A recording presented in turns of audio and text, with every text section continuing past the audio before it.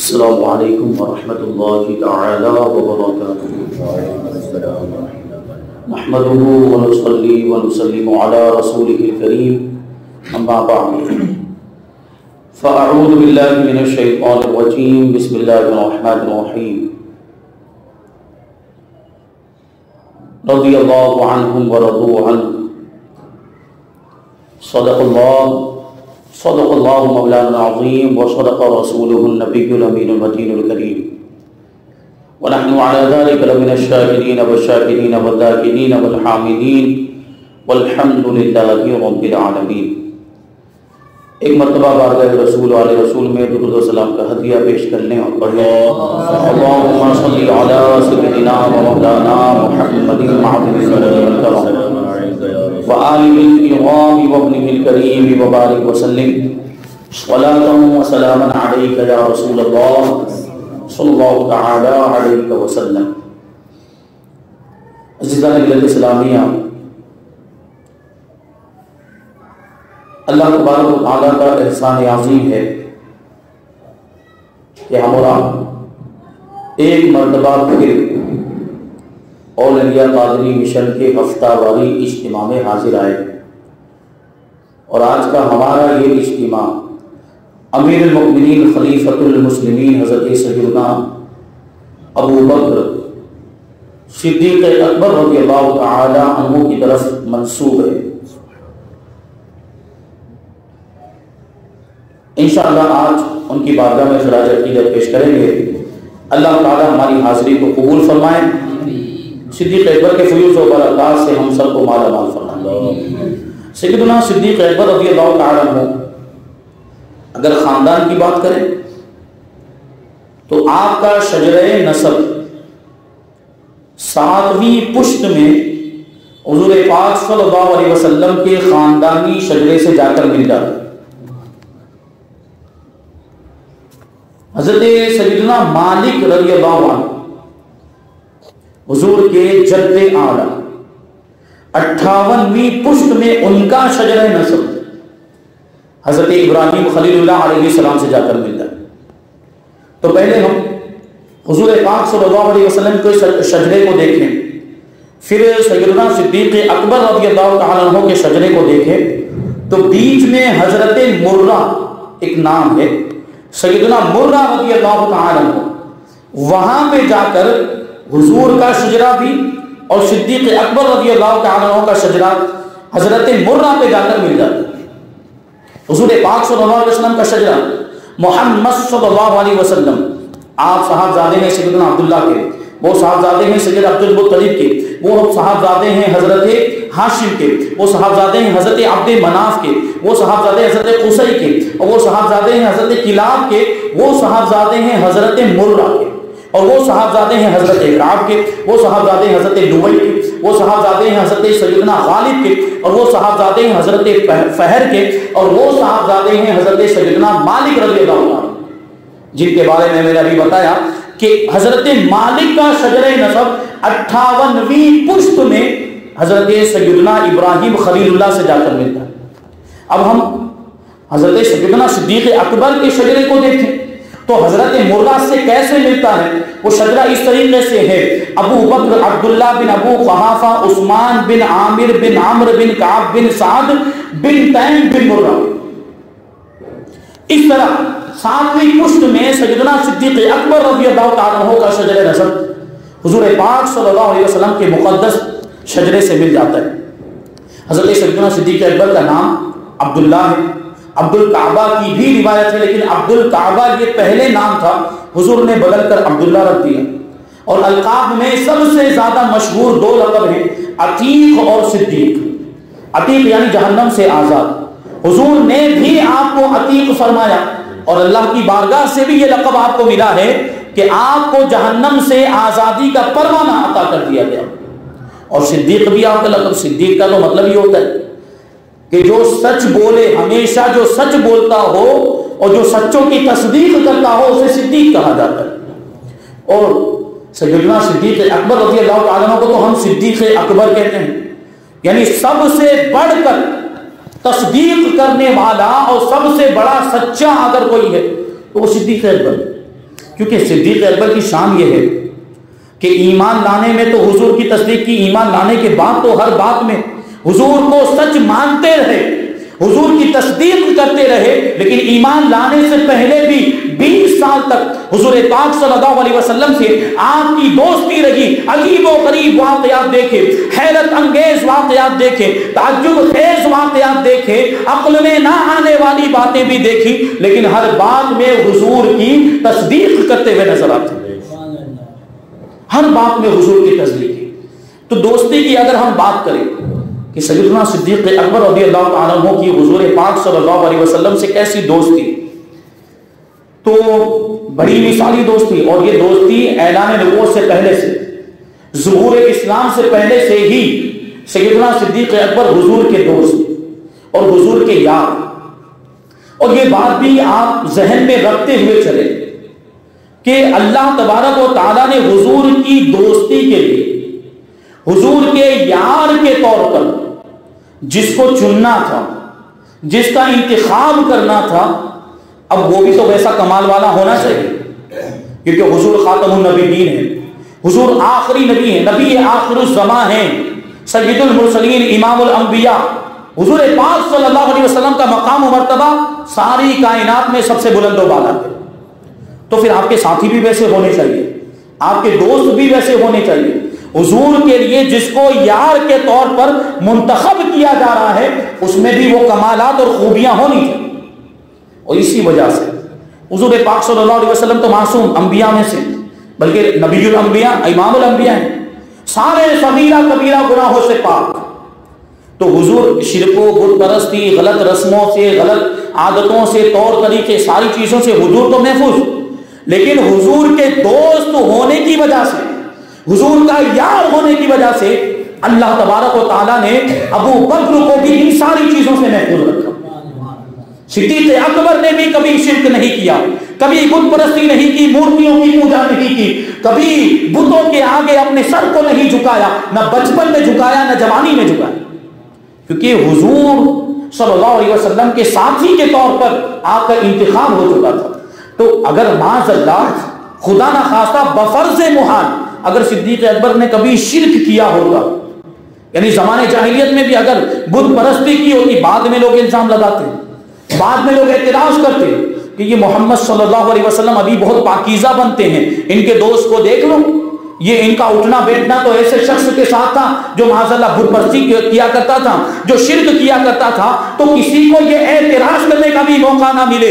اللہ تبارک و تعالیٰ نے ایسا ساتھی، ایسا دوست اور ایسا یار حضور کو عطا فرمایا ہے کہ اللہ تبارک و تعالیٰ نے ان کو بچپنے سے لے کر جب تک حضور سے دوستی ہو گئی وہاں تک شرک اور بت پرستی سے محفوظ رکھا، اور اسلام لانے کے بعد تو شرک کی بات ہی نہیں آ سکتی۔ ایسی شان ہے صدیق اکبر کی، وہ ایسا یار اللہ تبارک و تعالیٰ نے ہمارے نبی کو عطا فرمائے۔ دوست ہو تو صدیق اکبر جیسا ہو۔ کیسے دوست اور کیسے ساتھی، زندگی کے ہر موڑ پر ساتھ دیا۔ ہمارے آپ کے دوست آج کل کے معاملات مطلب ہی ہوتے، مطلب ہے وہاں تک آپ کے ساتھ رہیں گے، مطلب پورا، تو کون اور میں کون ہوتا ہے۔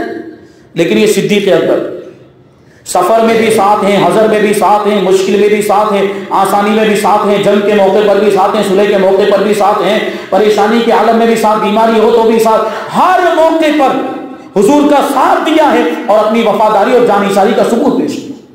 دوست ایسا ہوتا ہے۔ اور جب سیدنا صدیق اکبر رضی اللہ تعالیٰ عنہ سے حضور کی دوستی ہو گئی، اس وقت آپ کی عمر 18 سال، 16 سال کی بھی روایت ہے۔ سیدنا صدیق اکبر کی جب حضور سے دوستی ہوئی اس وقت آپ کی عمر 18 سال کی تھی، اور جب اسلام لائے اس وقت آپ کی عمر تھی 38 سال، 38۔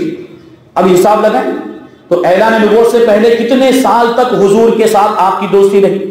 20 سال۔ اب سوچیں آپ 20 سال میں کیا کیا نہیں دیکھا ہوگا۔ حضور کے ساتھ اٹھ رہے ہیں، بیٹھ رہے ہیں، حضور کا چلنا پھرنا دیکھا، حضور کا اٹھنا بیٹھنا دیکھا، حضور کی گھر والی گھریلو زندگی کو بھی دیکھا، باہر کی زندگی بھی دیکھا، کاروبار کرتے ہوئے بھی دیکھا، کیا کیا نہیں دیکھا ہوگا۔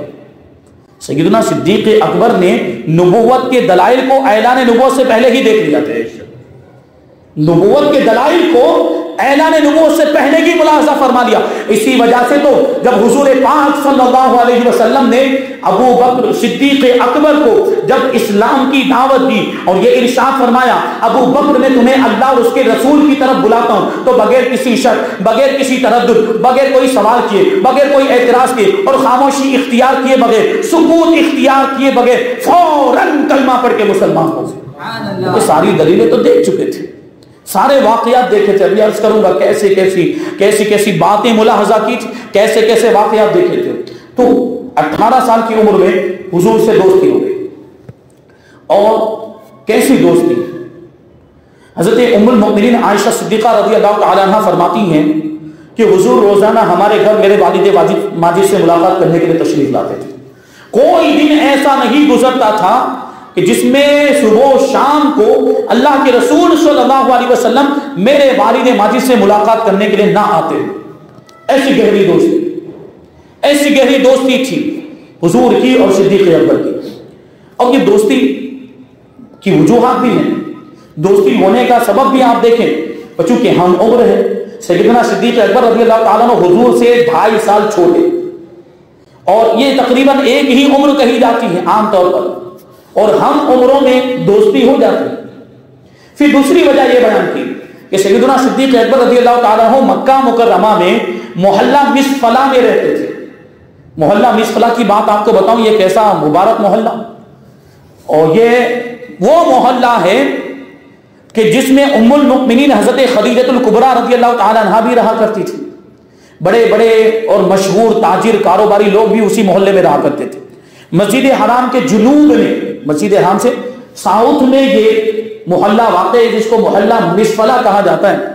اور آپ کو میں ایک بات بتاؤں تو ابھی تو کیا معاملہ ٹور وغیرہ، جو ٹور والوں کے معاملات وہ جہاں چاہے وہاں ڈال دیتے ہیں. اگر حج کرنے کے لیے جائیں یا عمرہ کرنے کے لیے جائیں تو ان کو جہاں بھی مطلب سہولت ملتی وہاں ٹھہرا دیتے. لیکن ماضی قریب میں بر صغیر کے مسلمان، ہندوستان، پاکستان، بنگلہ دیش کے مسلمان جب جاتے تھے عام طور پر اسی محلے میں قیام کرتے تھے جس کو محلہ مصفلہ کہا جاتا ہے. یہ سیدنا صدیق اکبر کا بھی محلہ ہے، ام المؤمنین خدیجہ الکبریٰ کا بھی محلہ، اور یہی محلہ بعد میں حضور کا بھی محلہ ہو گیا. کیسے ہوا؟ یہ بڑا برکت والا محلہ. اسی محلے کے اندر وہ 2 پتھر بھی تھے کہ جب اعلان نبوت سے پہلے حضور وہاں سے گزرتے تھے تو وہ حضور کی بارگاہ میں سلام پیش کیا کرتے. وہ 2 پتھر بھی اسی محلے میں، محلے کا نام کیا؟ محلہ مصفلہ. اب ہوا یہ کہ جب حضور پاک صلی اللہ علیہ وسلم کا نکاح ام المؤمنین سیدتنا خدیجہ الکبریٰ رضی اللہ تعالیٰ عنہا سے ہو گیا تو حضور بھی اسی محلے میں آ کے رہنے لگ گئے. اب محلہ بھی ایک ہو گیا، صدیق اکبر بھی اسی محلے میں رہتے ہیں، حضور بھی اسی محلے میں آ گئے، اور ایک محلے میں رہنے کی وجہ سے بھی آپس میں دوستی ہو جاتی. تو دوستی کی ایک وجہ یہ بھی.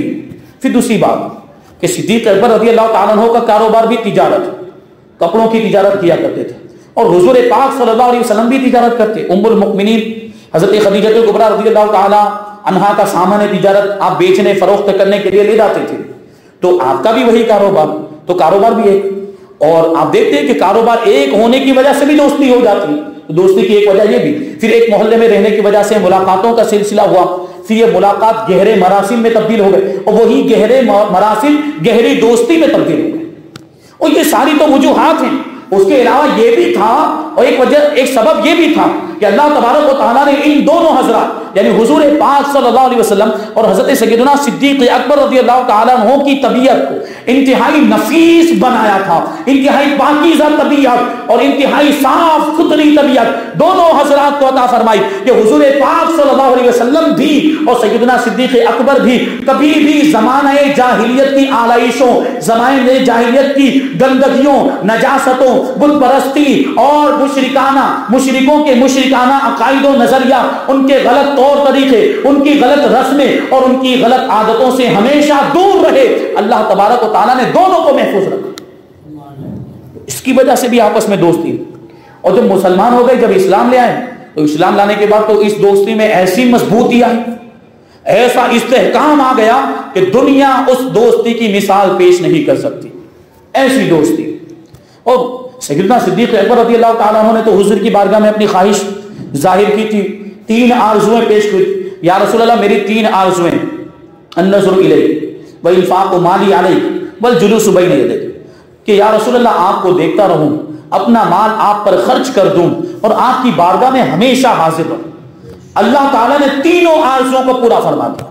مال بھی کیسا خرچ کیا وہ واقعہ جنگ تبوک کا مشہور ہے، پورا مال اللہ کے رسول کی بارگاہ میں لا کر پیش کر دیا۔ تو حضور نے بھی ارشاد فرمایا کہ ابو بکر تم نے اپنے گھر میں کیا چھوڑا؟ تو ابو بکر نے کیا جواب دیا کہ میں اپنے گھر میں اللہ اور اس کے رسول کو چھوڑ کر آیا، کہ میرے لیے اور میرے گھر والوں کے لیے اللہ اور اس کے رسول کا نام ہی کافی ہے۔ اسی وجہ سے تو ایک موقع پر اللہ کے رسول نے ارشاد فرمایا تھا ما نفعنی مال القط ما نفعنی مال ابی بکر، کہ مجھے ابو بکر کے مال نے جتنا نفع پہنچایا کسی اور کے مال نے اتنا نفع نہیں پہنچایا۔ حضور کی بات جب سنی تو صدیق اکبر رونے لگ گئے اور اس کہتے ہیں یا رسول اللہ میں اور میرا مال یہ سب کچھ آپ ہی کا تو ہے۔ وہ شاعر کی زبان میں اگر ہم کہیں، شاعر کہتا ہے کہ کیا پیش کریں آقا کیا چیز ہماری ہے، کیا پیش کریں آقا کیا چیز ہماری ہے، یہ دل بھی تمہارا ہے یہ جان بھی تمہاری ہے۔ ایسا ایثار اور ایسی جانثاری اور وفاداری حضور سے سیدنا صدیق اکبر کی۔ تو دوستی کی بات چل گئی۔ سیدنا صدیق اکبر رضی اللہ تعالیٰ عنہ 20 سال تک حضور کے ساتھ رہے اور سارے دلائل کو ساری چیزوں کو دیکھا تھا۔ ایک مرتبہ جب وہ وحی کی ابتدا ہوئی، وحی کی ابتدا میں حضور پاک صلی اللہ علیہ وسلم کی الگ کیفیت، کیونکہ اس سے پہلے وحی کے معاملات نہیں تھے اور ظاہر سی بات ہے اللہ تبارک و تعالیٰ کا کلام نازل ہو رہا ہے، اس کا ایک جلال، اس کا ایک روب، تو اس کو برداشت کرنا یہ بڑی اہم بات۔ تو وہ کیفیت، وہ کلام الہی جس کے بارے میں اللہ فرماتا ہے لو انزلنا هذا القرآن على جبل لرأيته خاشعا متصدعا من خشیۃ اللہ، کہ اگر ہم اس قرآن کو کسی بلند و بالا پہاڑ پر نازل کرتے تو وہ پہاڑ بھی اللہ تبارک و تعالیٰ کے خوف سے ٹکڑے ٹکڑے ہو کر ریزہ ریزہ ہوگا۔ کلام الہی کتاب نہ، وہی کلام حضور کے سینے پر نازل ہونے والا ہے تو کیا کیفیت ہوگی۔ حضور پاک صلی اللہ علیہ وسلم ایک مرتبہ ام المؤمنین حضرت خدیجہ کبریٰ رضی اللہ تعالی عنہا کے پاس مکان میں تشریف لائے اور ارشاد فرمایا کہ جب میں تنہا ہوتا ہوں تو عجیب و غریب آوازیں سنائی دیتی ہیں، جب میں تنہا ہوتا ہوں تو عجیب و غریب غیبی آوازیں سنائی دیتی ہے، مجھے لگتا ہے میرے ساتھ کچھ معاملہ ہونے والا ہے۔ تو ام المؤمنین نے ارشاد فرمایا نہیں، آپ کے ساتھ ایسا کیسے ہو سکتا ہے، آپ تو بہت سچے ہیں، آپ تو بہت ہی صلہ رحمی کرنے والے، آپ تو لوگوں کے ساتھ اچھا سلوک کرنے والے ہیں اور آپ تو بڑے امانت دار ہیں، اللہ تبارک و تعالیٰ کبھی آپ کو رسوا نہیں کرے گا، کبھی آپ کے ساتھ ایسا کوئی معاملہ نہیں ہوگا۔ اب کیا ہوا، تھوڑی دیر کے بعد سیدنا صدیق اکبر رضی اللہ تعالیٰ عنہ تشریف لائے، کیونکہ گہرے دوست، تو ام المؤمنین نے سارا واقعہ صدیق اکبر کو بتا دیا کہ حضور کے ساتھ ایسا ایسا ہو رہا ہے، تو تم ایک کام کرو کہ حضور کو ورقہ بن نوفل کے پاس لے کے جاؤ۔ تو ورقہ بن نوفل یہ آسمانی کتابوں کے عالم تھے اور بڑے جانکر، اس لیے ان کے پاس بھیجا تاکہ وہ اس کا کوئی جواب دے سکے، وہ اس کی کوئی حکمت یہ کیوں ہو رہا ہے ایسا وہ بتا سکے۔ صدیق اکبر رضی اللہ تعالیٰ عنہ ابھی وہیں تشریف فرماتے کہ حضور آئے، حضور کی غیر موجودگی میں ام المؤمنین نے ان کو یہ بات بتائی تھی۔ اب سیدنا صدیق اکبر رضی اللہ تعالیٰ عنہ نے حضور سے کہا چلیے ہم ورقہ بن نوفل کے پاس جاتے ہیں۔ حضور چلنے لگے اور راستے میں گفتگو ہوئی تو صدیق اکبر رضی اللہ تعالیٰ عنہ نے وہ ساری باتیں بتائی جو حضور کے ساتھ ہو رہا تھا، جو غیبی آوازیں سن رہے تھے۔ تو حضور نے پوچھا تمہیں کس نے بتایا؟ تو سیدنا صدیق اکبر عرض کرتے ہیں کہ خدیجہ نے بتایا۔ بہرحال ورقہ بن نوفل کے پاس پہنچے، ورقہ بن نوفل کو وہ ساری کیفیت بیان کی تو ورقہ بن نوفل کہتے ہیں کہ ایک کام کیجئے کہ اب کی آئندہ اگر اس طرح کوئی آواز آپ سنیں تو وہاں رک جائیں، وہاں ٹھہر جائیں اور پوری بات کو سنیں، وہ کہنے والا کیا کہہ رہا ہے، وہ ساری بات کو سن کر میرے پاس آ کر بتائیں، پھر میں جواب دوں گا۔ حضور نے کہا ٹھیک ہے۔ اب دوسری مرتبہ پھر وہی غیبی آواز آئی تو حضور پاک صلی اللہ علیہ وسلم وہاں پر ٹھہر گئے اور پوری آواز کو سنا۔ آواز کو سننے کے بعد وہ ساری بات جو تھی وہ ورقہ بن نوفل کے پاس جانے کے بعد بیان کی۔ ورقہ بن نوفل نے جب اس بات کو سنا تو کہا کہ آپ کو نبی مرسل، حضور کو نبی اور مرسل ہونے کی بشارت ورقہ بن نوفل نے وہیں پر دی، اور یہ سارا واقعہ صدیق اکبر کے سامنے ہوا تھا۔ صدیق اکبر یہ سب دیکھ رہے تھے، پہلے ہی سے دیکھا۔ اور حضرت ربیعہ بن کعب رضی اللہ تعالیٰ عنہ بیان کرتے ہیں کہ صدیق اکبر رضی اللہ تعالیٰ عنہ کے ایمان لانے کا واقعہ کسی آسمانی وحی کی طرح تھا۔ ہوا یوں کہ صدیق اکبر رضی اللہ تعالیٰ عنہ ملک شام تجارت کی غرض سے گئے ہوئے تھے. وہاں پر آپ نے ایک خواب دیکھا. اب اس خواب کی تعبیر معلوم کرنے کے لیے بحیرہ راہب کے پاس پہنچے.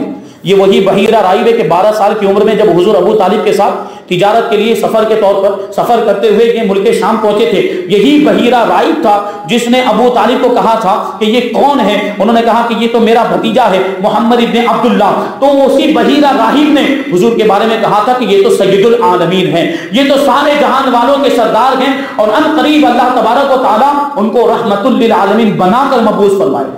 تو ابو طالب نے اسی بحیرہ راہب سے پوچھا تھا کہ تمہیں کیسے پتا چلا کہ یہ سید العالمین ہے اور ان کو اللہ تعالیٰ رحمت للعالمین بنا کر مبعوث فرمائے گا. تو اسی بحیرہ راہب نے کہا تھا کہ اے ابو طالب, کیا تم نے نہیں دیکھا کہ جب تم گھاٹی سے اتر رہے تھے, جب یہ پہاڑی راستے سے تم اتر رہے تھے, تو راستے میں کوئی پتھر اور کوئی درخت ایسا نہ ہوگا جس نے محمد صلی اللہ علیہ وسلم کو سلام نہ کیا ہو. یہی ان کی نبوت کی دلیل. یہی بحیرہ راہب سیدنا صدیق اکبر اس کے پاس پہنچے اپنا خواب لے کر. خواب بیان کیا تو بحیرہ راہب کہتا ہے تم کون؟ سیدنا صدیق اکبر نے کہا ابو بکر. کہاں سے آئے؟ کہا مکہ مکرمہ سے. کس قبیلے سے تعلق؟ کہا قریش. کیا کرتے ہو؟ تجارت کرتے ہیں. اتنا سننے کے بعد بحیرہ راہب کہتا ہے کہ ان قریب تمہاری قوم میں نبی آخر الزمان مبعوث ہونے والے ہیں, ان کی زندگی میں تم ان کے وزیر بنو گے اور ان کی ظاہری وفات کے بعد ان کے جانشین اور خلیفہ بنو گے. وہ بحیرہ راہب نے بھی کہہ دیا تھا کہ پہلا خلیفہ کون بنے گا. بحیرہ راہب نے بھی پہلے ہی سے یہ پیشن گوئی کر دی تھی کہ صدیق اکبر رضی اللہ تعالیٰ عنہ حضور کی ظاہری وفات کے بعد حضور کے جانشین اور خلیفہ بنیں گے. لیکن کیا ہوا؟ صدیق اکبر رضی اللہ تعالیٰ عنہ نے اس واقعے کو چھپا کے رکھا, پوشیدہ, کسی کو بیان نہیں کیا, حضور سے بھی نہیں بیان کیا. آج کل تو معاملات کو دوستوں سے بیان کر دے, ارے جو چیز ماں باپ کو نہیں بتاتے وہ دوستوں کو بتاتے. لیکن چونکہ اس واقعے کا تعلق حضور کی ذات سے تھا, اس لیے سیدنا صدیق اکبر نے اس واقعے کو چھپا کے رکھا, موقع کی تلاش میں کہ موقع ملے گا تو بیان کریں گے.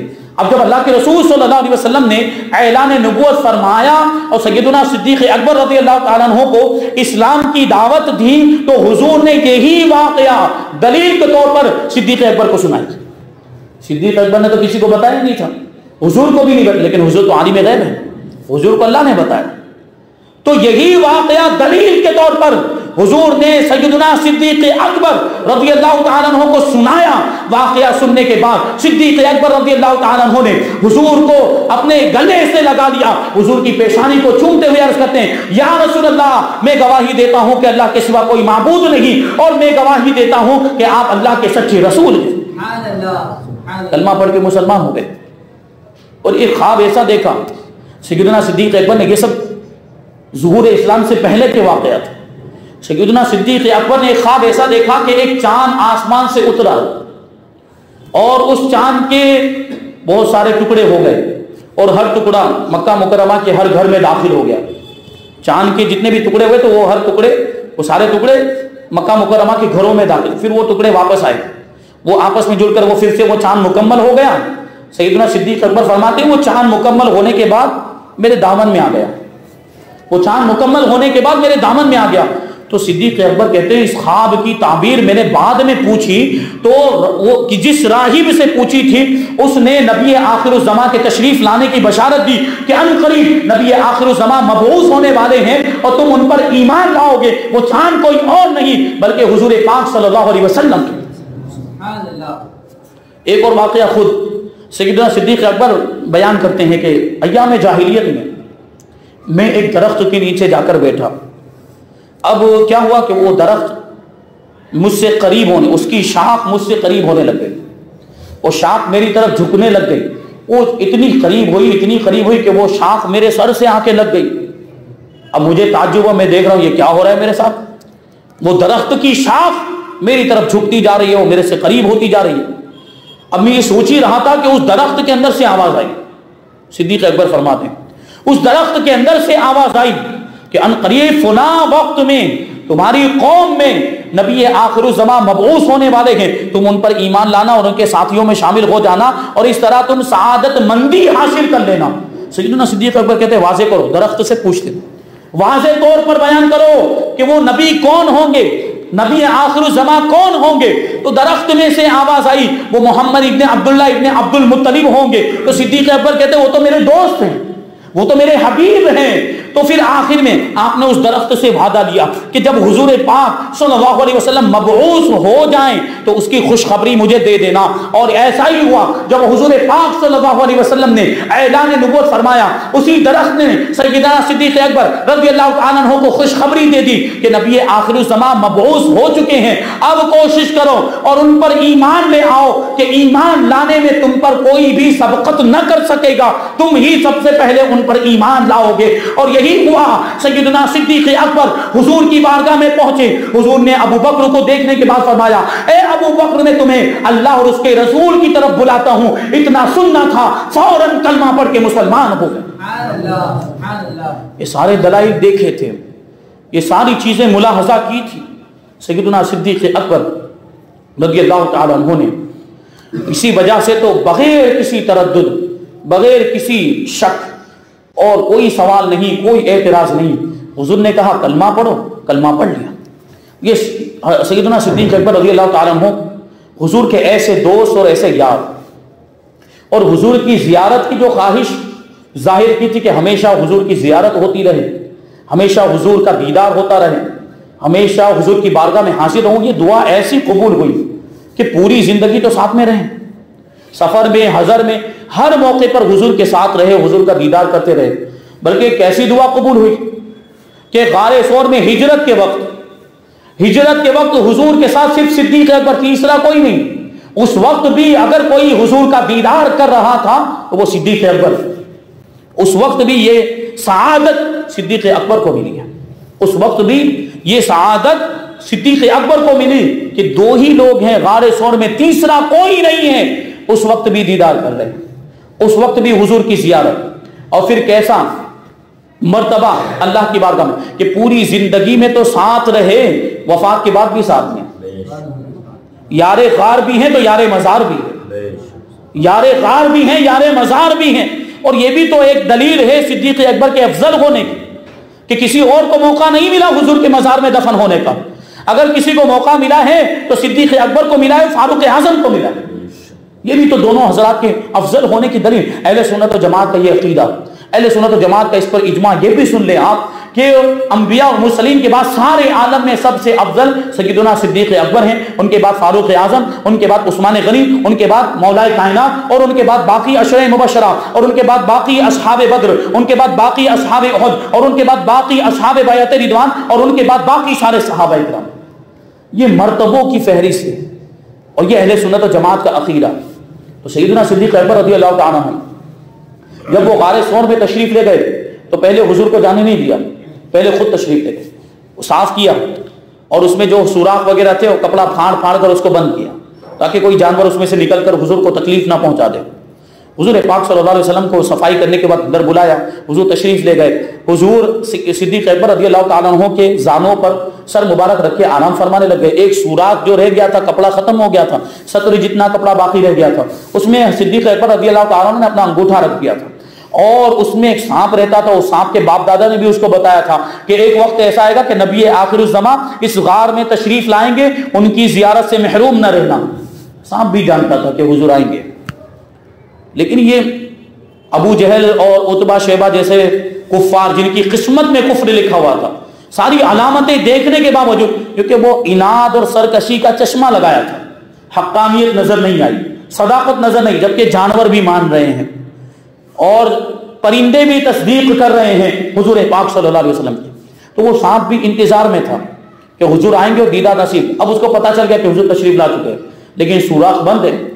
उसने अपना सर सैयदना सिद्दीक अकबर के अंगूठे पर ऐसे रगड़ा, वो हटाएंगे तो मैं निकल लूं, लेकिन नहीं हटाया तो आखिरकार उसने भी मजबूर होकर डंक मार दिया। अब सांप ने डंक मारा, तकलीफ हुई, आंसू बेसाख्ता निकले हुजूर के चेहरे पर, आंख खुल गई। पूछा अबू बकर क्या हुआ? इरशाद फरमाया किसी जानवर ने मुझे डंक मार दिया है। हुजूर ने लुआब दहन लगा दिया, ऐसे तकलीफ दूर हो गई गोया कि कुछ हुआ ही नहीं था। ये तो हुजूर पर जान कुर्बान करने जैसी बात हो गई ना। आला हज़रत फरमाते कि सिद्दीक बल के गार में जान उस पर दे चुके, सिद्दीक बल के गार में जान उस पे दे चुके और हिफ्ज़े जान तो जान फुरूज़े गुरर की। جان کی حفاظت فرض ہے، لیکن وہ جانتے تھے کہ میری جان کی جان بھی حضور پاک ہے، اگر ان کے نام پر جان چلی جائے تو یہ بھی تو کامیابی کی دلیل ہے۔ سیدنا صدیق اکبر یہ ایسے جان نثار صحابی اور حضور پاک صلی اللہ علیہ وسلم کے ایسے دوست۔ اب یہی غار ثور کی آپ کو بات بتاؤں کہ جب وہاں غار ثور پہ چڑھ رہے تھے اور یہ پورا جو ہجرت کا سفر، سیدنا صدیق اکبر رضی اللہ تعالیٰ عنہ کبھی حضور کے آگے چلتے، کبھی حضور کے پیچھے چلتے۔ حضور نے پوچھا ابو بکر کیا معاملہ ہے، کبھی آگے چلتے ہو کبھی پیچھے چلتے ہو؟ عرض کرتے ہیں حضور جب پیچھے سے آنے والے دشمنوں کا خیال آتا ہے تو پیچھے ہو جاتا ہوں، اور جب آگے گھات میں بیٹھے ہوئے دشمنوں کا خیال آتا ہے تو آگے ہو جاتا ہوں، اور اس کا مقصد صرف اتنا ہے کہ یا رسول اللہ اگر کوئی تکلیف پہنچے تو مجھے پہنچے، آپ کو کوئی تکلیف نہ پہنچے۔ اور پھر جب وہاں چڑھنے لگے غار ثور، وہ پہاڑ آپ دیکھیں کتنا اونچا پہاڑ، جو گئے انہوں نے دیکھا ہوگا پانی لے کر چڑھنے والوں کو بھی پیاس لگ جائے، اتنا اونچا پہاڑ، اور یہ مکہ مکرمہ عرب میں، عرب کتنا گرم ملک ہے، اس کے باوجود سید رات کا وقت تھا، سیدنا صدیق اکبر رضی اللہ تعالیٰ عنہ حضور کو لے کر تشریف لے جانا۔ اب معاملہ یہ کہ حضور جس پتھر پر پاؤں رکھتے ہیں، یہ حضور کا معجزہ، وہ پتھر موم کی طرح نرم ہو جاتا تھا اور حضور کے پاؤں کے نقش کو اپنے سینے میں محفوظ کر لیتا تھا۔ تو اب ظاہر سی بات، حضور پتھر پر پاؤں رکھتے، نقش ہو جاتا، اس میں پاؤں کا نقش اس میں چھپ جاتا، بعد میں دشمن آتے تو معلوم ہو جاتا، ان کو پتہ لگ جاتا یہاں سے گئے۔ تو صدیق اکبر نے حضور کو گود میں اٹھا لیا، اور اتنا لمبا اونچا جو پہاڑ تھا حضور کو اٹھا کر اوپر لے کر پہنچے۔ یہ ایسی جان نثاری ہے سیدنا صدیق اکبر پہ، تو ایسی محبت اور ایسا تعلق تھا، اپنا پورا مال بھی اللہ کے رسول کی بارگاہ میں پیش کر دیا، اور حضور پاک صلی اللہ علیہ وسلم سے ہمیشہ ہر وقت جان نثاری کا اور وفاداری کا آپ نے ثبوت دیا ہے۔ یہ تو حضور سے آپ کی محبت تھی۔ اور ایک واقعہ جو ابھی میرے پاس ذہن میں ہے اس کو میں بیان کر کے اپنی بات کو ختم کر دوں۔ بڑا پیارا واقعہ ہے کہ حضور سے بھی سیدنا صدیق اکبر کو لگاؤ تھا، اور پھر آپ دیکھیں تو خلفائے راشدین میں یعنی 4 یار میں بھی آپس میں کیسی محبت تھی۔ سیدنا صدیق اکبر، فاروق اعظم، عثمان غنی اور مولا کائنات، ان کے آپس میں بھی کیسی محبت۔ یہ واقعہ میں نے پچھلے سال صلابت پورے میں بیان کیا تھا، بڑا پیارا واقعہ ہے، اس لیے میں آپ کو بیان کروں تو کیسی محبت آپس میں تھی۔ یہ جو بات کرتے ہیں نا دشمنی پھیلانے کی بات کرتے ہیں، گمراہ کرنے کی لوگوں کو کوشش کرتے ہیں، تو دیکھیں ان کے اندر آپس میں کیسی محبت۔ ایک مرتبہ مولا کائنات حضرت علی مرتضیٰ شیر خدا بیمار ہو گئے، تو سیدنا صدیق اکبر رضی اللہ تعالیٰ عنہ نے فاروق اعظم کو بلایا اور عثمان غنی کو بلایا اور کہا کہ دیکھو علی بیمار ہو گئے، ہم کو ان کی عیادت کرنے کے لیے جانا چاہیے۔ علی بیمار ہو گئے ہیں، ہمیں ان کو بیمار کرسی کرنے کے لیے جانا چاہیے، خبر معلوم کرنے کے لیے جانا چاہیے۔ ان حضرات نے کہا ٹھیک ہے ضرور جانا چاہیے۔ اب یہ تینوں حضرات صدیق اکبر، فاروق اعظم اور عثمان غنی تینوں مل کر مولا کائنات کے مکان پر پہنچے، اور ادھر حال یہ کہ حضرت علی کی بیماری میں کافی افاقہ ہو گیا تھا، طبیعت کافی سدھر گئی تھی اور کمزوری کافی حد تک دور ہو گئی۔ دروازے پر دستک دی، حضرت مولا کائنات نے دروازہ کھولا تو تینوں حضرات دروازے پر موجود، اور تینوں یاروں کو دیکھ کر مولا کائنات بڑے خوش ہوئے، بڑے مبارک مہمان آج میرے گھر پر آئے، اور سب کا استقبال کیا، اندر بلا کر بٹھایا۔ اب مولا کائنات علی مرتضیٰ کرم اللہ وجہہ الکریم ایسے مبارک مہمان آئے ہوئے ہیں، تو آپ کے اندر میزبانی کا جذبہ بیدار ہوا، دریائے سخاوت جوش میں آیا، گھر میں گئے کہ مہمانوں کو کچھ لا کر کھلایا جائے، مہمانوں کی مہمان نوازی کی جائے۔ گھر میں پہنچے تو کچھ بھی نہیں ہے، یہ تنگ دستی کا عالم، گھر میں کچھ بھی نہیں، کھلانے کے لیے کچھ بھی نہیں تھا، صرف ایک صاف و شفاف ایک پیالہ، ایک برتن تھا، اور اس میں ایک آدمی کے لیے، ایک آدمی کو کافی ہو اتنا شہد تھا، تھوڑا سا شہد، اور اس شہد کا بھی معاملہ کہ اس میں کالا بال گرا ہوا تھا۔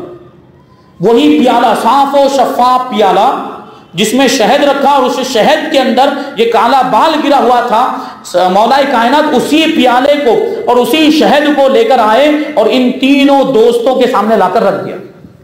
ابھی ہم اور آپ کسی کے یہاں پہ گئے ہو، یہ معمولی سی ضیافت، ہم تو ناراض ہو جائیں، یہ کیا ہم مہمان بن کے، یہ ایسے مہمان نوازی ہوتی، یہ 3 لوگ کے سامنے اتنا سا شہد لا کے رکھ دیا، یہ کیسے؟ وہ تو جانی سر آپس میں کیسی محبت تھی، بڑے خوش ہوئے، یہ تینوں حضرات بھی بڑے خوش ہوئے کہ مولا کائنات نے شہد لا کے رکھا ہے ہمارے سامنے، تو یہ بھی بڑے خوش ہوئے۔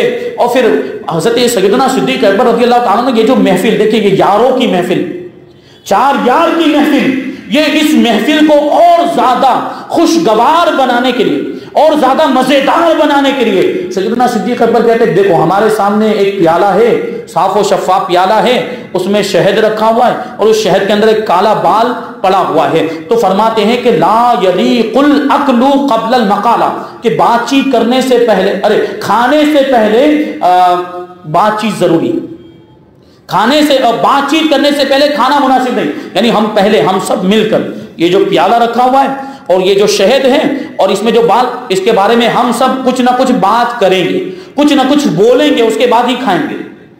تو اب وہ تینوں حضرات جو تھے انہوں نے بھی رضامندی کا اظہار، ہاں بہت اچھی بات ہے، ٹھیک ہے، یہ محفل کو خوشگوار بنانے کے لیے ان کی محفلیں کیسی ہوا کرتی، ہمارے آپ کے آج کل کے نوجوانوں کی جو محفل تو اس میں گناہوں کی باتیں، بے حیائی کی باتیں ہوں گی اور کیا کیا پتہ نہیں باتیں ہوتی ہے۔ یہ دیکھیں 4 یار کی باتیں، سیدنا صدیق اکبر، فاروق اعظم، عثمان غنی اور مولا کائنات کی محفل۔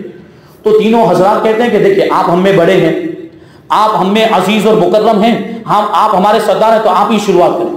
تو سیدنا صدیق اکبر رضی اللہ تعالیٰ عنہ نے بات کی شروعات کی، وہ پیالے کے بارے میں بات کرنی ہے اور شہد اور بال کے بارے میں بات کرنی ہے۔ سیدنا صدیق اکبر رضی اللہ تعالیٰ عنہ کہتے ہیں الدین انور من التصدیق والدین انور من التصدیق وذکر اللہ تعالی احلی من العسل والشریعۃ ادق من الشعر، کہ اللہ کا جو دین ہے وہ اس پیالے سے بھی زیادہ روشن اور نورانی ہے، اور اللہ تبارک و تعالیٰ کا جو ذکر ہے وہ اس شہد سے بھی زیادہ میٹھا ہے، اور جو حضور کی شریعت ہے وہ بال سے بھی زیادہ باریک ہے۔ تینوں چیزوں کی بات آ گئی۔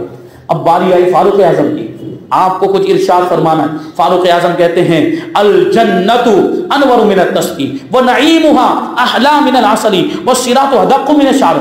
حضرت فاروق اعظم کہتے ہیں کہ جنت یہ اس برتن سے بھی زیادہ نورانی ہے، اور جنت کی نعمتیں شہد سے بھی زیادہ میٹھی ہیں، لیکن جنت تک پہنچنے کے لیے جو پل بنایا گیا جس کو پل صراط کہا جاتا ہے، وہ پل جو ہے وہ بال سے بھی زیادہ باریک ہے۔